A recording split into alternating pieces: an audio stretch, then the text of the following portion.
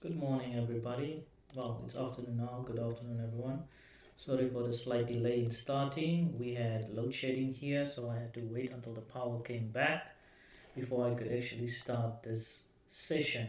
Okay, now, today will be our very last physics session for this semester. It is our very last session, and we will be dealing with thermal expansion and temperature. Okay, we are doing thermodynamics at the moment. It's the last section before you go write your exams, and this will be your very last tutorial. My name is Lucian, and I will be the tutor for your last tutorial this semester. Not your last tutorial for the year, but for this semester. Okay, so let's see. Okay, then we're going to start with some thermal expansion. Then we're going to go ahead and move to the problems assigned for the PHYV section. Okay, we are doing thermal expansion. Okay.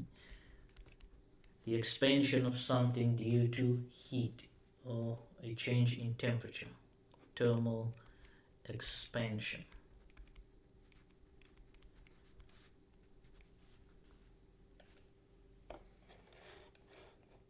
Okay, now, what is thermal expansion?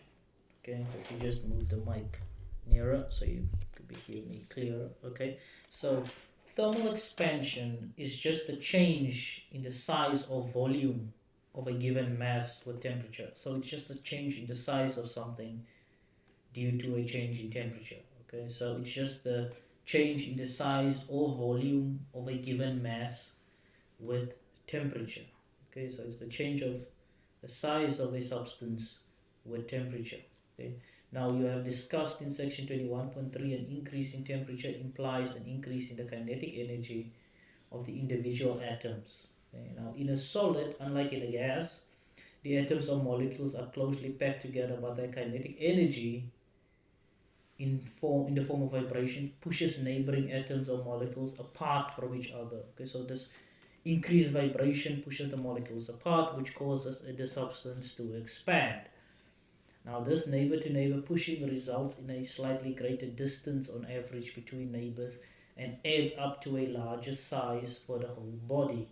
Okay. Now for most substances under ordinary conditions, there is no preferred direction, and an increase in temperature will increase the solid size by a certain fraction in each dimension. Okay, so it'll increase in each dimension in width, height, and length. Okay, so not just breadth, not just in one direction, say the height.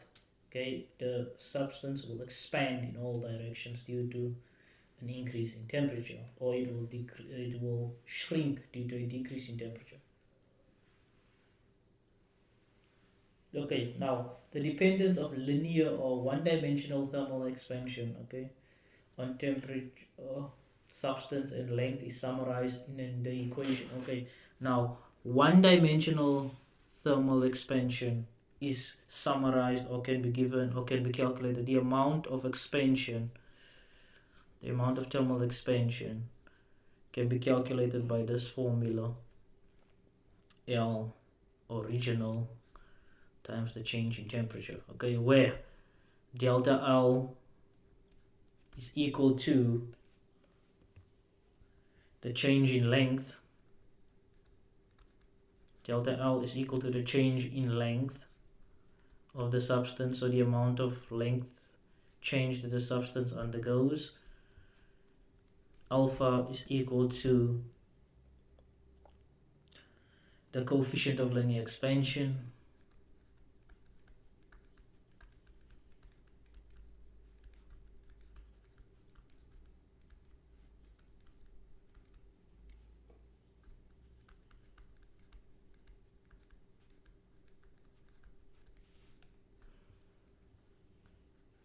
L naught is the original length,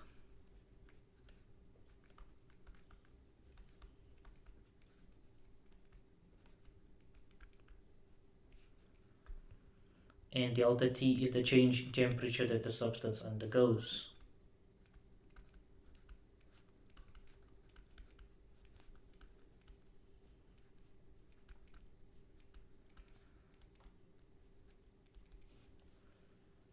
Okay, so there we have a formula to calculate the change in length due to a change in temperature.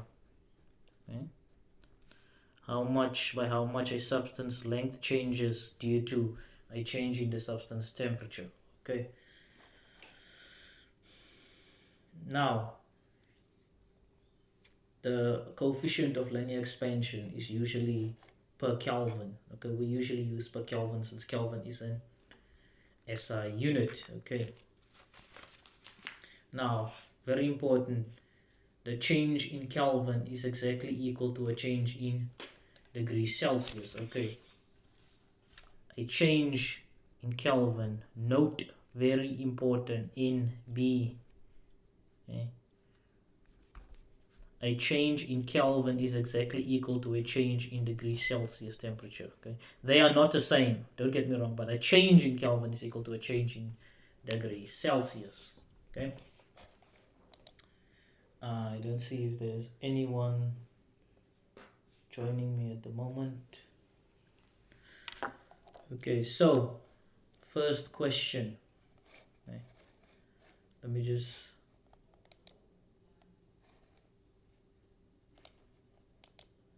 okay, no questions yet. Let me just go to the screen. It says there, why might you see similar joints to the one in the figure on the right when driving on the road? So this here, these joints, you might have seen them. Usually they are located near bridges or well, on bridges. Okay, the reason why they have their joints is because of what we explained here.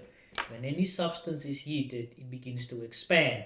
Okay, now those joints allow for the road or the bridge across, well, the road across the bridge to expand, because if those joints were not there, they would push against each other.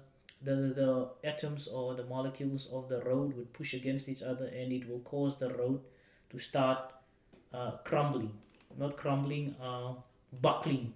Okay, so it will start buckling due to expansion. Okay, so those joints help with thermal expansion. Okay, it allows for thermal expansion to occur without the road buckling. Okay, so number one, it allows for thermal expansion to occur without the road buckling. Okay, number two, does it really help?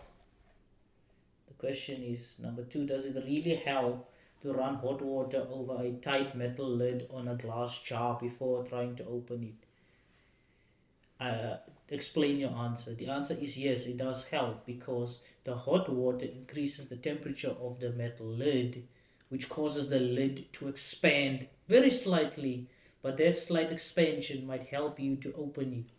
Okay, because it will expand in all directions, which means the lid in its diameter from, well, in any direction would increase slightly, which means it will be slightly looser, or it'll be but slightly easier to open the lid. Okay, number three. Okay, it says a titanium metal rod has been inserted into the tibia of an injured soccer player. It's your leg bone. Okay, so they have inserted a titanium rod into the leg of an injured soccer player. The rod, which runs the length of the tibia, okay, is 0.5 meters. Okay, so this rod is the same length as the tibia, and it is 0.5 meters long. Okay, they go then that saying that it is normally at a constant temperature of 37 degrees Celsius. Okay, that is your body temperature. Internal body temperature is usually 37 degrees Celsius. Now, they say, suppose that the soccer player develops a severe fever and his core temperature rises to 40 degrees Celsius. The linear coefficient of thermal expansion of titanium is 8.6 times 10 to the negative 6 per Kelvin. Okay, by how much will the length of the titanium rod increase? Okay, by how much will the length? Okay, so we know that the change in length is equal to the coefficient of linear expansion multiplied by the original length multiplied by the change in temperature. Okay, now the coefficient of linear expansion for titanium is given to us as 8,6 times 10 to the negative 6 per Kelvin multiplied by the original length of this rod is 0.5 meters multiplied by the change in the temperature. Okay, it goes from 37 degrees Celsius to 40 degrees Celsius. So the change in temperature in Celsius is negative 3 well, not negative, it's 3 degrees Celsius. The change in temperature is 3 degrees Celsius. Okay, but I just told you earlier on that the change in Celsius is exactly equal to the change in Kelvin. So it's 3 Kelvin is the change in temperature. Okay, so that per Kelvin will cancel with Kelvin and the answer will be in meters. Okay, now if you multiply this out, 8,6 times 10 to the negative 6 multiplied by 0.5 multiplied by 3. So basically you're multiplying this by 1.5, just slightly over 1, probably 1.6. You should get an answer of 14.19 micrometers. Okay, now the answer that they give us there is 14 micrometers. Okay, so we are correct. Okay, number 3. So we have done a problem on linear expansion. Okay, a problem on linear expansion. Okay, another problem on linear. We will do one problem linear, two problems linear, one area, and one volume expansion. Then we will move on to the next set of problems. Okay, so you are scheduled to implant a metal brace. So you are the doctor. Okay, you are scheduled to implant a metal brace. See, no questions yet. You are scheduled to implant a metal brace into a fractured femur, okay, to secure the broken ends. Okay, so another leg bone.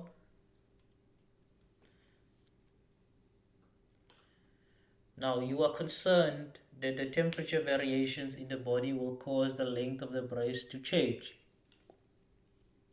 It will.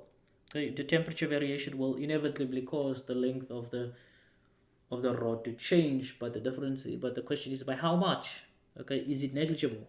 Sometimes the distance is so small it's going to be negligible because the temperature variation is so small.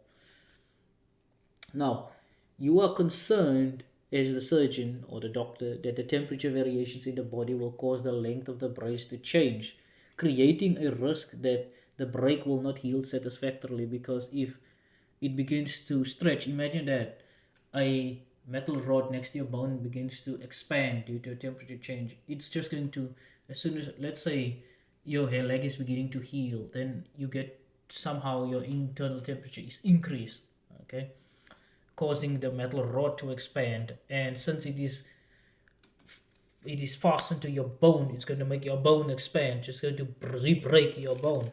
Okay, so it will not allow your bones to heal satisfactorily. Now the question is, a 2 meter length of the metal from which the brace is made is available. Okay, so you want to see by how much it expands. So a 2 meter length of the metal from which the brace is made is available. They don't tell us which metal. Okay, so if they told us which metal, we would have then go up to some table or another and then search for the linear expansion coefficient, but they don't tell us which metal. But we can work it out. If we are given the original length, a change in temperature, and by how much the length changes, then we can work out the linear coefficient of expansion. Okay, now they tell us we are given a 2 meter length of the metal from which the brace is made. So that 2 meters, sorry, we had this question. So that 2 meters is the original length. Okay, so we are given L naught, the original length is equal to 2 meters. okay, from which the brace is made is you heat this rod by 10 degrees Celsius. Okay, so the change in temperature is equal to 10 Kelvin. Remember, the change in degrees Celsius is 10 degrees Celsius, so it will be exactly the same as the change in kelvins. And you find the length of the rod has increased by 0.2 meters, so the change in length is equal to 0.2 meters, so 0.2 times 10 to the negative 3 meters. Okay, so there you have everything to calculate the linear coefficient of expansion. Okay, now if you have that, they ask you how much in micrometers would the length of the 10 centimeter brace change if the body temperature of the patient were to increase by 3 degrees Celsius, because that is usually how much it increases during a severe fever. Okay, so first let's calculate the linear coefficient of expansion. If we rearrange this formula to get the coefficient, linear expansion coefficient, we just divide by the original length, and we divide the change in length by the original length, L naught, times delta t. Now if we do that, so let me just show the question. If we want the linear expansion coefficient, we divide the length by L naught times delta t. Now delta L is 0.2 times 10 to the negative 3 meters. The original length is 2 meters, so meters will cancel, and the change in temperature is 10 Kelvin, so the answer will be in per kelvins, okay, which is what we calculate, what we measure, which is the units of linear expansion coefficients.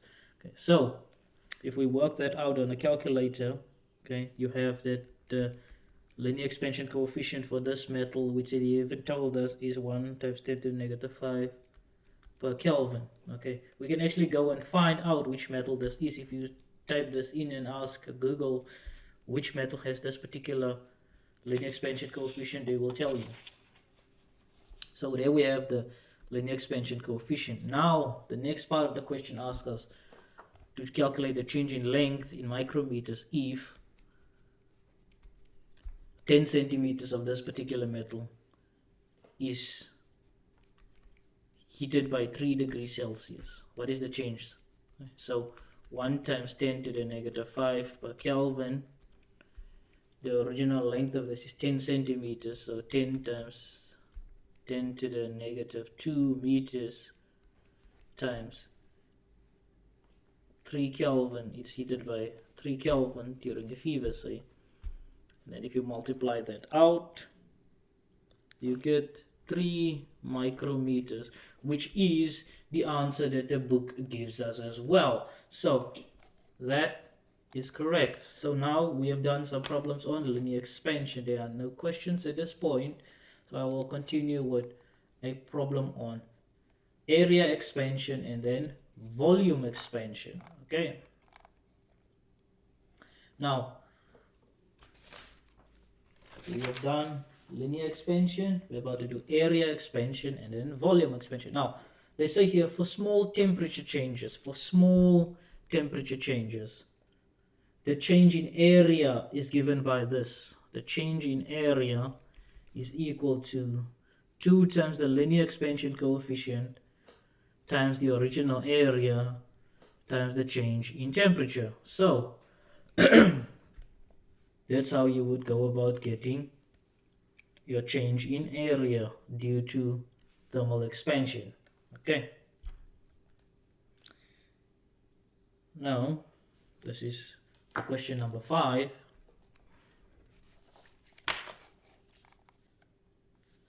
It says at 20 degrees Celsius, now this is a formula I'm going to give you. Okay, you can of course first, this is how you would originally do the problem. Okay, it says at 20 degrees Celsius, a steel ring has an inside diameter that is 0.5 millimeters smaller than the diameter of a steel rod. Okay, so let me sketch the situation here. We have a steel ring, this is the ring, and this ring has an inside diameter which is about 0.5. We have a steel ring which has an inside diameter which is 0.5 millimeters smaller than the diameter of a steel. So it has a diameter that is 0.5 millimeters larger than this ring's inside diameter. Okay, so at this point at 20 degrees Celsius, this ring would not be able to fit over this rod because its diameter is smaller than the diameter of the rod. But if the ring is heated until it fits over the rod exactly at that point, which remains at, so the rod is not heated but the ring is heated, it's going to expand, which means the diameter is going to increase. Okay, now the temperature coefficient for linear expansion of steel is 12 times 10 to the negative 6 Kelvin. What is the temperature of the ring when it is just large enough to fit over the rod? Okay, now there are two ways of going about this, the long way and the fast way. I'm going to show you, tell you what the long way is, then show you the fast way. The long way is first you calculate what the area is of this ring. You are given its diameter, okay? Well, you are given the diameter of this rod, it is 0.2 meters, okay? But they tell you that the diameter of the ring, inner diameter of the ring, is then 0.5 millimeters smaller than its diameter. So you calculate, subtract 0.5 from that diameter, you halve that, and then you're using the area formula. Area is equal to pi r squared. You can calculate the area for this ring. Then you're using 0.2 millimeters, half it to get the radius. You can calculate the area of this rod, okay, by squaring that radius and then multiplying it by pi, you get its area. If you subtract the area of the rod by the area of the inner part of the ring, you will get the change in area, this. Okay, now if you have the change in area, you have the coefficient of linear expansion, 2 is a constant. You have the original area, which is just the area of the ring, which you just calculated already. You have the final temperature, which is what you want, but the original temperature is 20 degrees Celsius. You can calculate the final temperature. That is easy enough, but I'm going to show you a faster way. Okay, the faster way uses this formula, or you can memorize this formula. It is the same formula that you're about to use, it is just written in a shorter format. Okay, number 5, this formula is the length is equal to the length, the final length of this thing, the final length of the diameter is equal to the original length of the diameter multiplied by 1 plus the coefficient of linear expansion times the change in temperature. That is going to give you your final diameter. Okay, this will only work for circles. Okay, so your final diameter is 0.2 meters.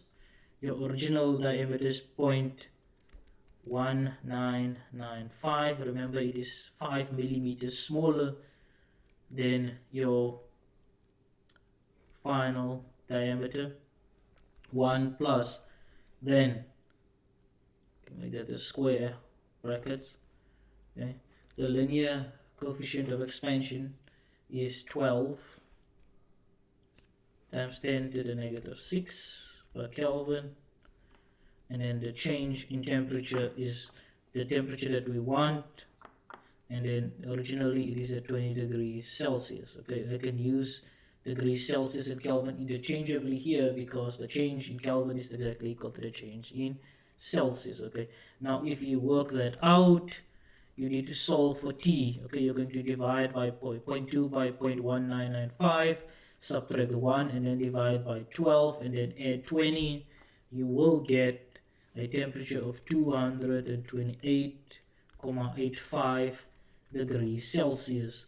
Okay, now the answer that they give us is 230. Now this is approximately 230 degrees Celsius. Okay, so we have gotten that one correct. So we've done linear expansion, and we have done some area expansion. Now we can do one volume expansion, and then we can continue with the rest of the questions. Okay, so volume expansion.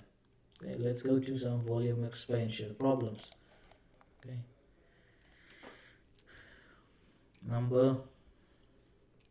The change in volume is equal to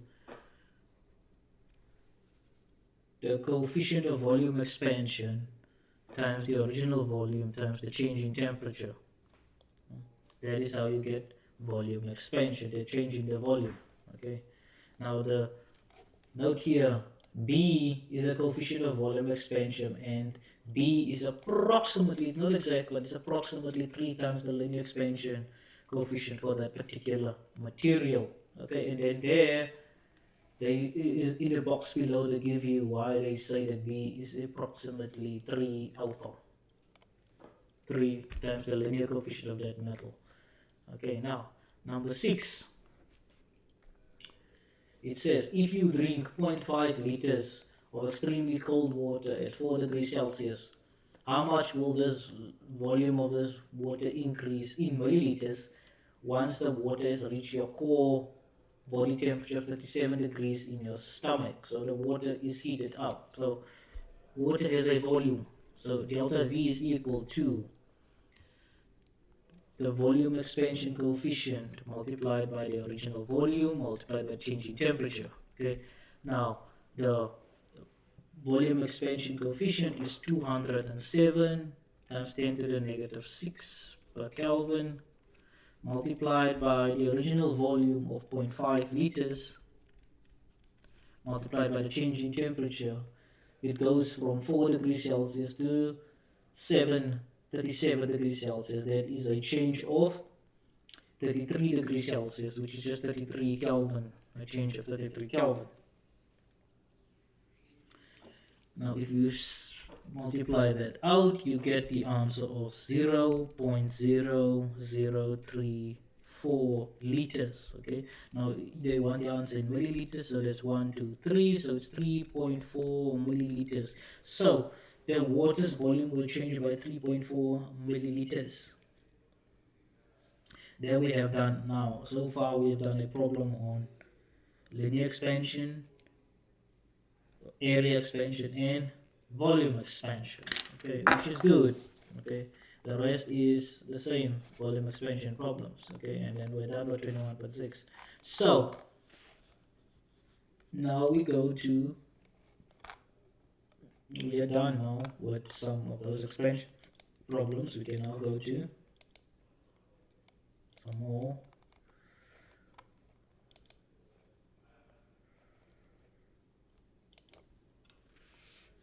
HYD problems. Okay, so it is tutorial 10, questions number 30. I think it's questions for I was assigned for questions number 31 to 39. Okay, which is what I will do now.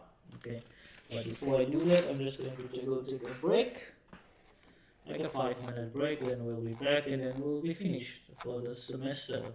Yay! Don't know if that is sad or happy.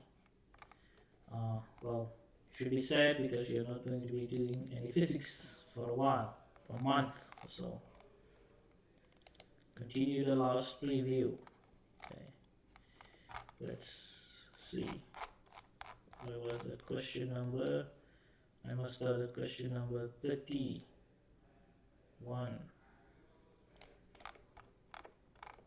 Okay, so 31 is where I start. Okay, question 31, I'm going to leave it up while I go drink some water. I'll be right back.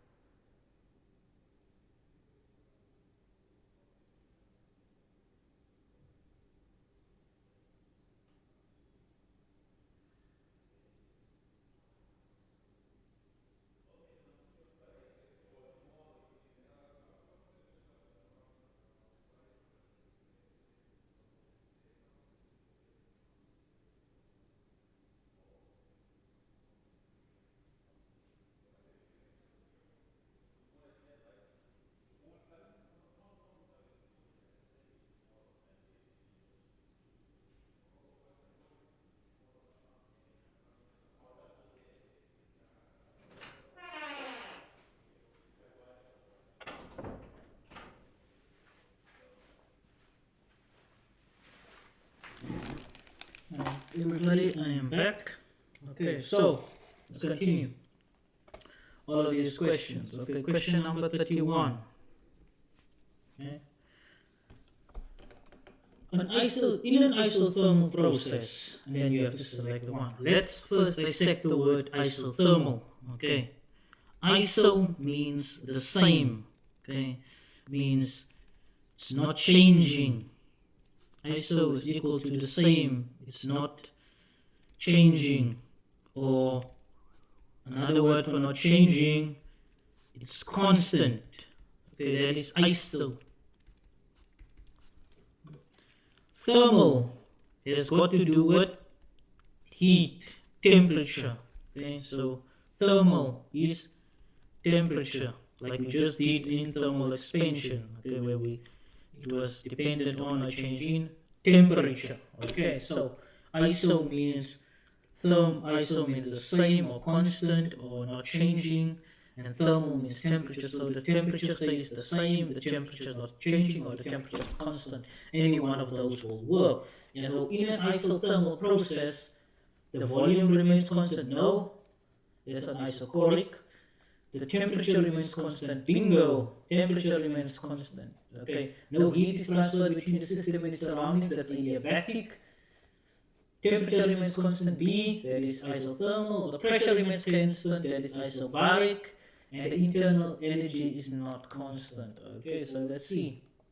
Temperature remains constant. So, question 31, answer is B. The temperature remains the same. Question number 32.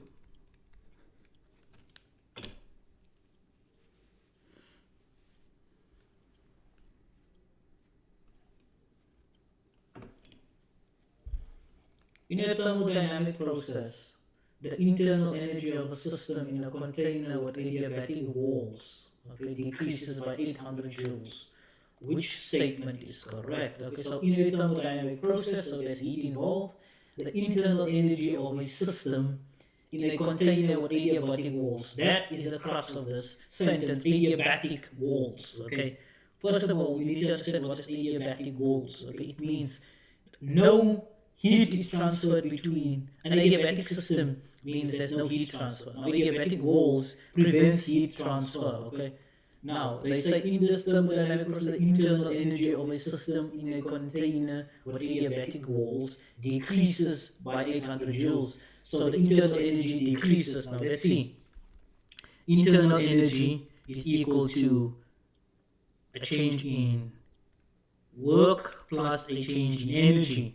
Now, if it's an adiabatic system, a change in work is equal to 0. Okay, so no, a change in heat is equal to 0. So the change in internal energy is just equal to the change in work. Okay, and that W is so ugly. There, let me fix it a bit better.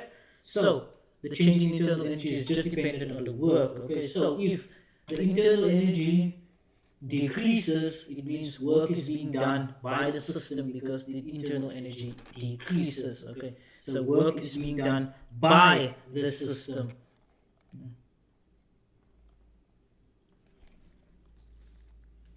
So the system lost 800 joules, so no heat transfer. There's no heat transfer, so because it's adiabatic walls. The system gained 800 joules by heat. There's no heat transfer. The system performed 800 joules of energy. Yes, because its internal energy is decreasing.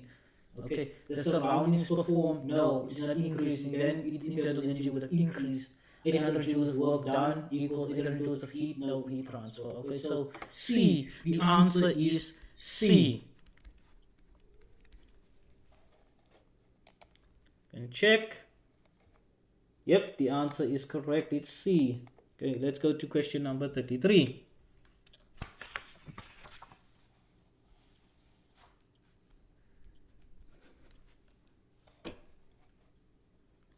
One gram of water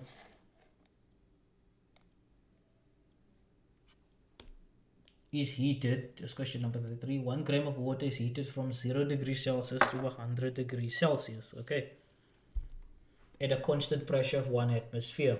Determine the approximate change in internal energy in of the water. Okay, right. Now 1 gram of water is heated. Okay, so how do we calculate heat? Q is equal to, now this water does work, but it's negligible at this point, so we don't care that. So the internal energy is equal to the change in heat.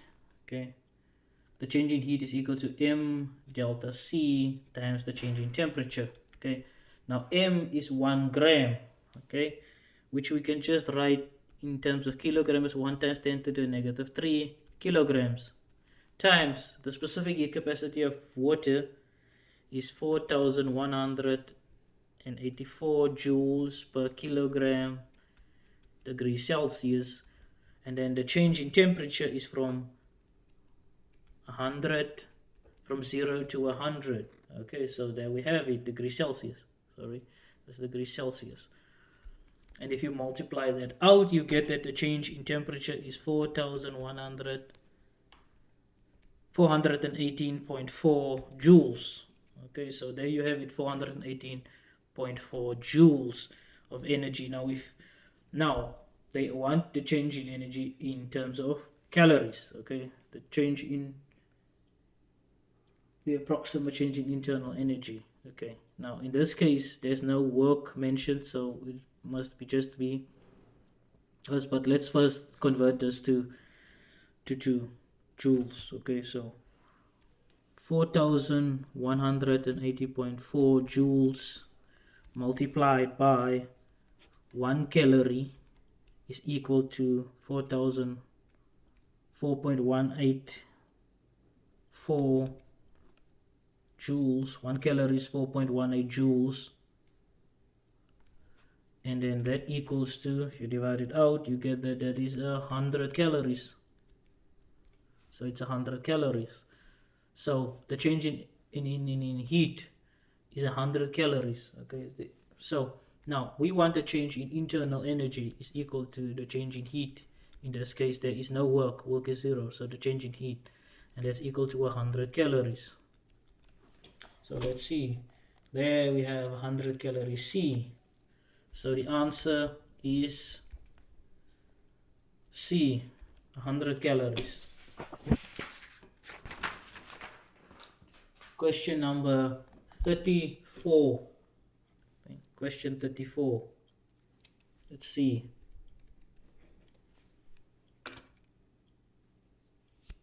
The Earth intercepts 0.127 times 10 to the 17 watts of radiant energy from the sun. Okay. Now suppose the Earth of volume 1,08 times 10 to the 21 cubic meters, that's the volume of the Earth, was composed of water, completely composed of water. How long would it take for the Earth at 0 degrees Celsius if the Earth was frozen to reach 100 degrees Celsius? So basically, we have the Earth as a ball of water, okay, and then the sun is heating it up by 1.2 times 10 to the 17 joules per second, that is the watts. Okay, how long would it take that the sun to heat up the Earth if it was putting out power like that? If it had a power output of 1.27 times 10 to the 17 watts to heat up the Earth from 0 degrees Celsius to 100 degrees Celsius. Okay, let's see. First of all, what we need is the mass of the Earth, okay, because we need to calculate, use that formula, Q is equal to mc delta T. Okay, so first of all, the mass of the Earth. We are given its volume, okay. Now we know that mass divided by volume. Now we are given that the Earth is completely made of water. In this case, they tell us the Earth is made of water. So density is equal to mass over volume. We've learned this in high school, okay. Now, so mass is equal to density multiplied by volume. Now, the density of water is 997. I looked it up.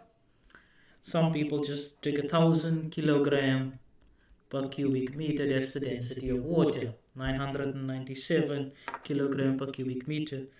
Multiplied by the volume of the Earth, which in this case is given to us as 1,08 times 10 to the 21 cubic meters. If you multiply that out, you get that the mass of the Earth is 1768 times 10 to the 24 kilograms. That is the mass of the Earth if it is made up of water. Okay, now we have the mass of the Earth. Now we can calculate the amount of heat, how long it will take. Now we know that Q, just here,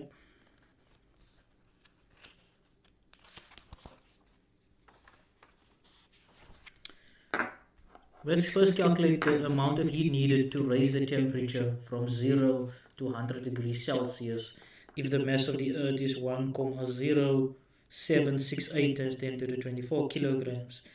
And since the Earth is made up of water, it has a specific heat capacity of 4,184 joules per kilogram degrees Celsius. Okay, so Q is equal to mc delta T. Okay, so M in this case is 1,0768 times 10 to the 24 kilogram. That is the mass of the Earth that we just calculated if it was made up of water. The specific heat of water is 4,186 joules. By the way, that is the highest specific heat for a substance. And then the change in temperature is from 100 degrees Celsius to 0 degrees Celsius. It's 100 degrees Celsius to 0 degrees Celsius. So it's just 100 basically. If you work that out, you calculate it out, you get that the amount of heat required to raise the temperature of that mass of water is 4.505 times 10 to the 29 joules of energy is needed to heat it. Okay. Now they want how long it would take to heat the Earth if this was the situation. Okay, now we know that power is equal to energy over time. Okay, now we want the time, so it will be the energy required over the power provided. The energy required is 4.505 times 10 to the 29 joules, and the power, we know that, in case you missed that last part, power is equal to energy divided by time. Okay, now we want the time. If we make time the subject of the formula, we have that energy over power will give you the time it takes. Okay, so we have that the energy required is 4.505 times 10 to the 29 joules divided by the power. In this case, the power output of the sun is 1.27 times 10 to the 17 joules per second. That is what a watt is. It is 1 joule per second. 1 watt is equal to a joule per second. Now that will cancel, leaving us with an answer in seconds. So the answer in seconds is 3.54. If you work it out, you'll get 3.5475 times 10 to the 12 seconds. So that's the amount of seconds. Times there's 1 minute for 60 seconds. There's 1 hour for 60 minutes. That is 24 hours in 1 day. It's 24 hours. And then there are 365 days in 1 year. This is a simple conversion which you can do yourself. You just multiply that out. You should get an answer then in years, which is 11249.64 years. Your answer in years. And if you just subtract it, it will be 1.12 times 10 to the 5 years. Now let's see if there's a 1.12 times 10 to the 5. There is a 1.13 years. Now our answer may differ slightly due to the 1.13 times 10 to the 5, 10 to the 5 Yes, that is this one here, D. Answer is then D. Let's check first. Is it correct? Before I write down that that's the answer. Answer is D. And yes, it is correct. The answer is D. Question number 35. Question 35. The R value. Let's go. So the R value. Insulation. Okay, the R value. The R value of fiberglass batting is 3.5 inches thick. The R value of fiberglass batting 3.5 inches. That's the thickness of the fiberglass batting. It is so that R value is 11 square feet Fahrenheit hour per British thermal unit. That is BTU, is a British thermal unit. What is the thermal conductivity in BTU per feet per second? Note that is where it almost caught me. Okay, that per second. Okay, so let's see 35. Now we know that the R value is equal to the thickness, which is L, the thickness divided by lambda, which in this case is the thermal conductivity. Okay, so let me just write there, that is the thickness, and that is the thermal conductivity, and we want the thermal conductivity.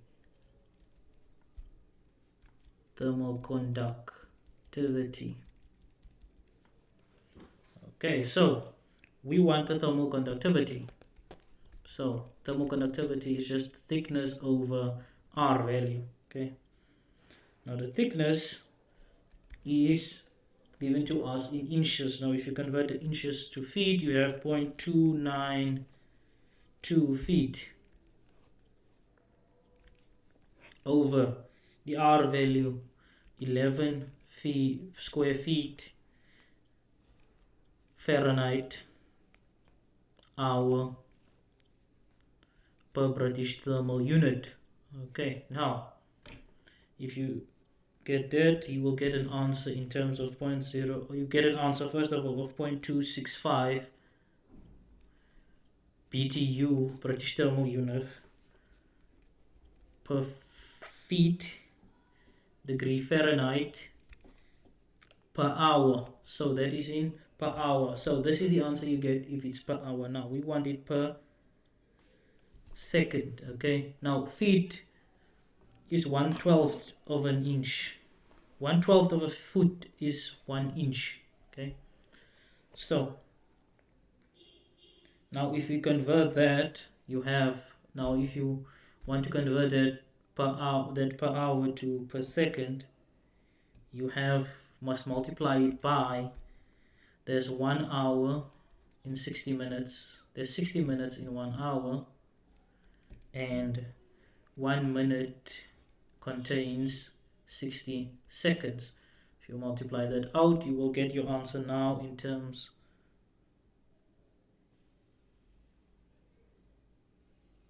7.73 times 10 to the negative 6 British thermal units, feet Fahrenheit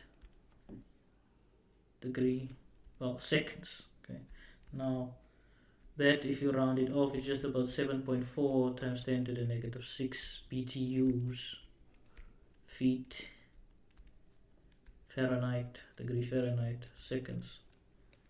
7.4. So the answer is 7.4. There it is, 7.4. Okay, so the answer is, let's see, check if it's correct. A. The answer is A. Yes, it is indeed A. Answer is A. Question number 36. Let's go to question number 36.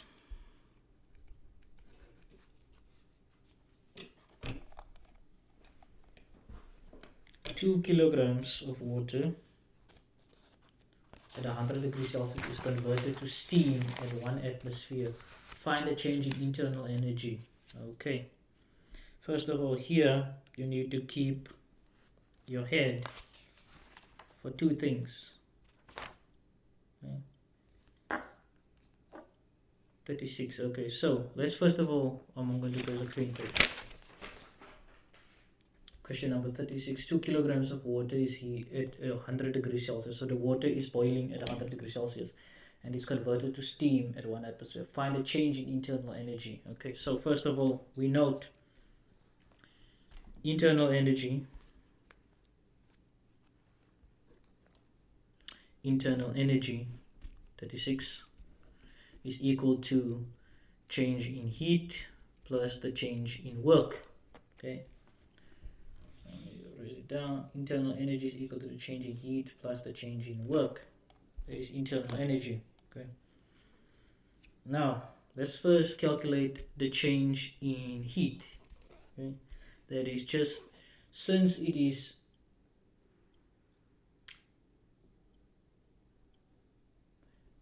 100 degrees Celsius, the water is converted to steam. Okay, so the amount of heat that is used or required is the heat of enthalpy.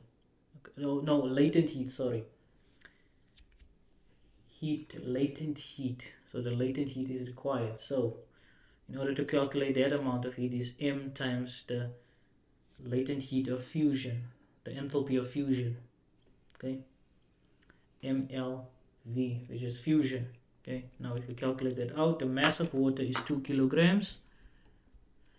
The enthalpy of fusion of this steam is 2.26 times 10 to the 6 joules per kilogram, which will give me an answer that will cancel kilogram, 2 times that.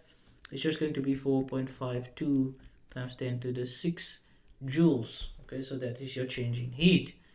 Now, change in work. Okay, you will know this from your formula on work, that work is also equal to pressure times a change in volume.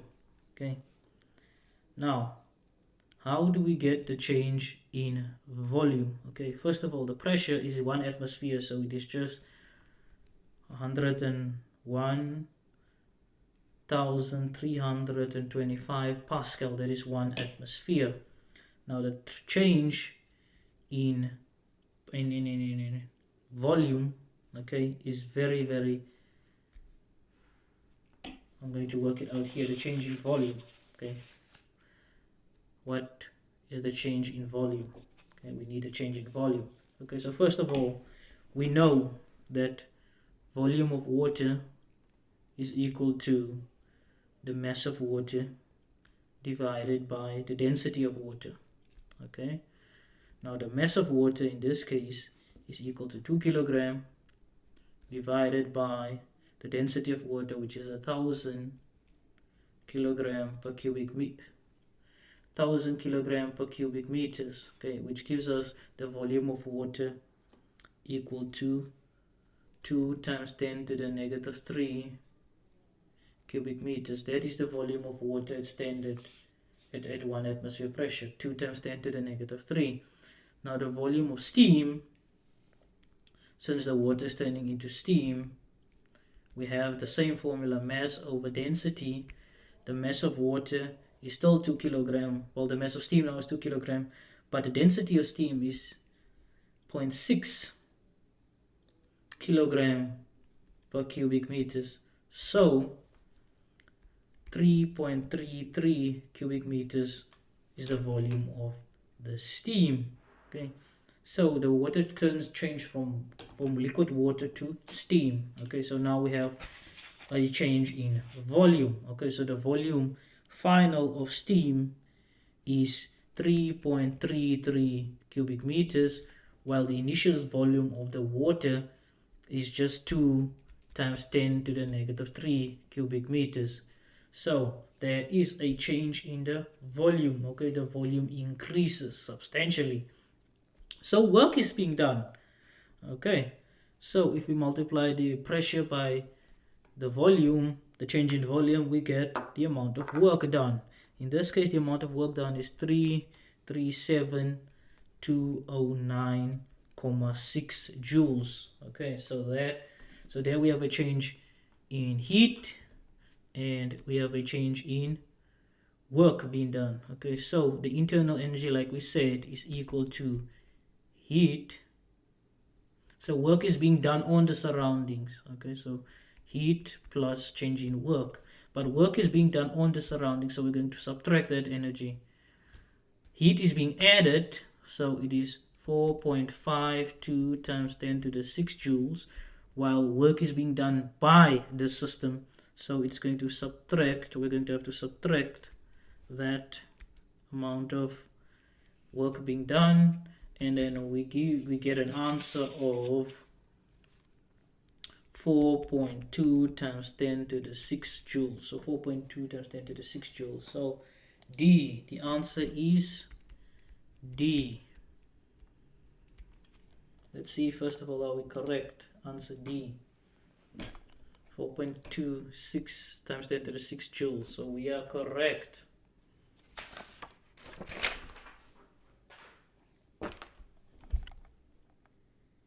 Question number 37 is the nice one. Okay. They tell us water at the room temperature is pumped into a reactor core. Okay, so water at the room temperature is pumped into a reactor core where it is converted to steam at 200 degrees Celsius. So water at the room temperature 20 degrees Celsius is pumped into a reactor core where it is converted to steam at 200 degrees Celsius. How much heat in joules is transferred to each kilogram of water in this process? So we need the amount of heat. So what we want in this case, 37, they want the amount of heat to each kilogram. So we want heat per unit mass. This is what we want. Heat per unit mass is what we want. So heat is in joules and then mass per kilogram. Okay, so we know in order to calculate this, we need to first, to calculate Q net, we have to calculate, to get the amount of heat needed, the net heat used is the heat for heating the water. So heating the water from 20 degrees Celsius to 100 degrees Celsius. Then we also have the heat for boiling the water, and the heat required to boil the water, and then to heat the steam, the heat required to heat the steam from 100 degrees Celsius to 200 degrees Celsius to heat steam.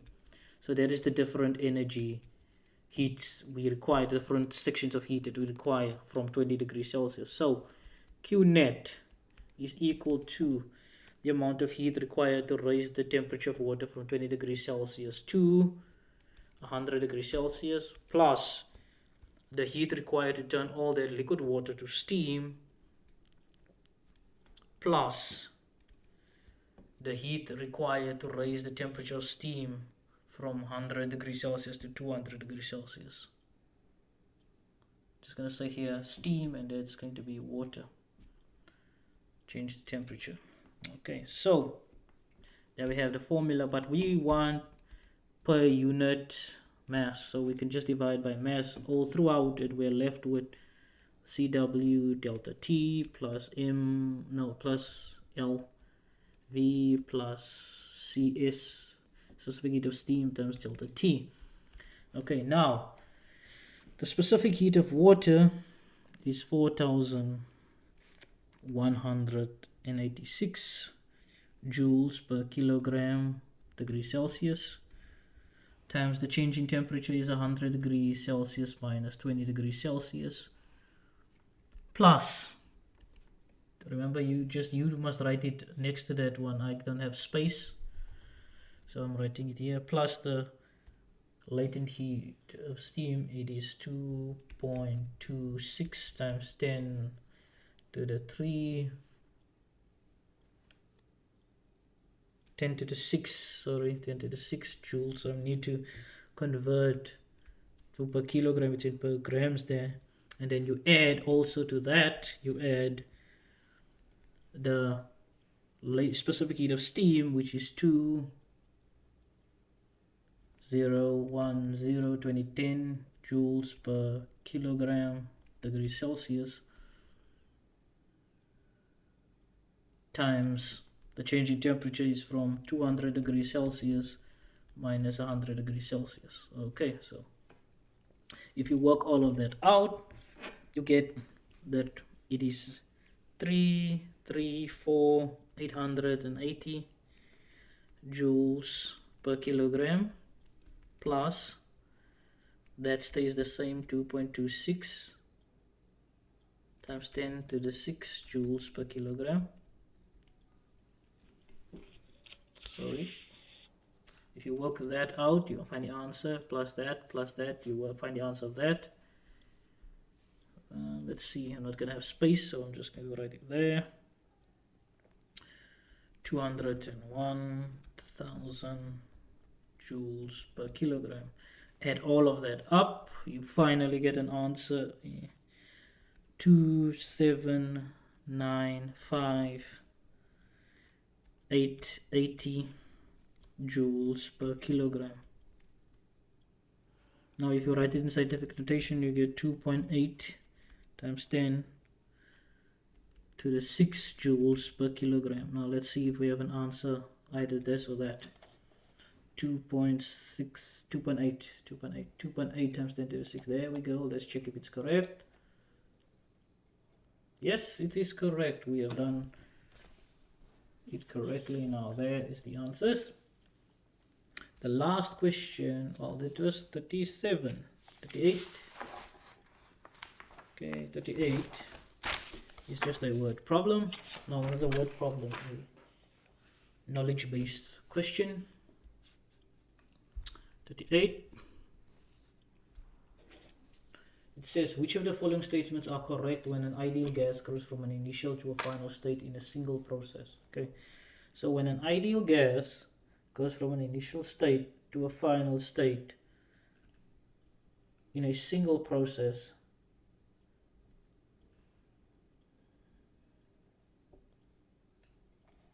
it means no work is done on or by the gas when the volume is constant.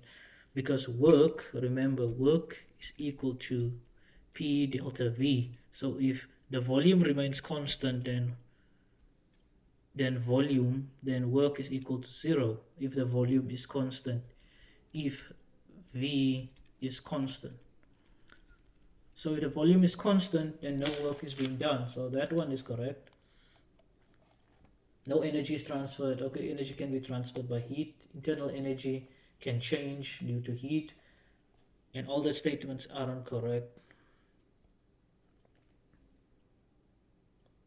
Only statements A and B are correct now. Only A is correct. So only A. The answer is A. Only A is correct. A is correct. Okay, 39. Question number 39. Which of the following substance has the greatest specific heat? I told you guys earlier, it is water. It has the greatest specific heat. Answer is water. Answer is C. Water has the greatest specific heat. For this one, you could have just went and checked on a table or online. Search each one's specific heat and you would have seen that water. First of all, ice, water, and steam cannot have equal specific heats as well. Well, that is all that I have for today and for the semester. I hope you all the best. I wish you all the best for your exams. And I will see you next semester. Those of you that will be continuing, I will see you next semester.